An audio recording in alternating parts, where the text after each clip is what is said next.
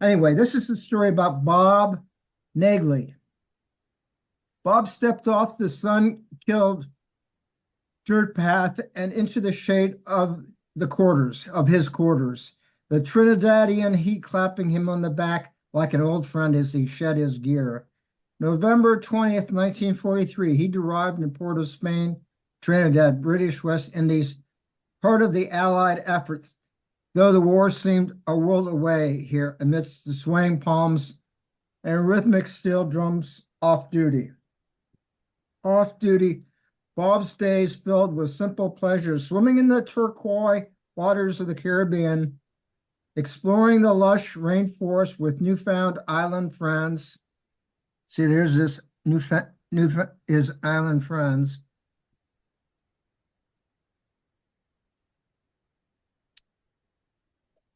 Learning calypso tunes on a borrowed guitar, nights for storytelling sessions around a crackling beach bonfire, laughter mingling with salt air and wood smoke as they spoke of homes and dreams. December brought island Christmas festivities, harangue music, spicy sorrel drinks, and feasts of polo and stewed goat. Bob marveled at the blend of cultures.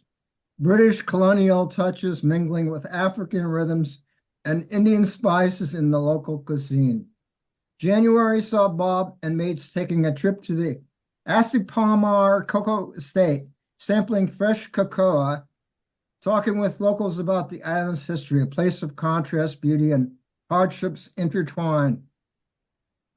Come February 14th, Valentine's Day, Bob found himself on a moonlit beach, guitar in hand, playing Little Darling for the gathering of new friends. The stars twinkled like diamonds above.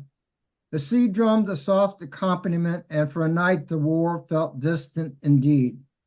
In Port of Spain, Trinidad, Bob found a slice of paradise amidst duty's demands. Friendships forged, music played, and memories gathered under tropical skies between November 20th and February 14th.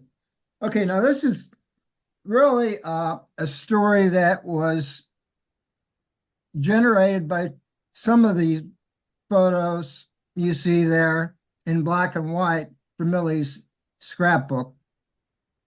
So it's mostly true. All right, let's see what else did we have.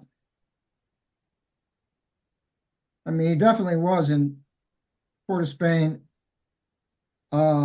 Trinidad between November and February. And of course, he spent time in other locations as well. Let's see, how are we doing on time? Why don't I skip to, I'm going to skip Millie Siegfried sat in the crowded stadium in 1938. I'm going to skip on this day in 1967, November 18th. Goldie writes, Millie. I sat down with a sigh, the pen feeling awkward in my hand. I'm going to skip that one.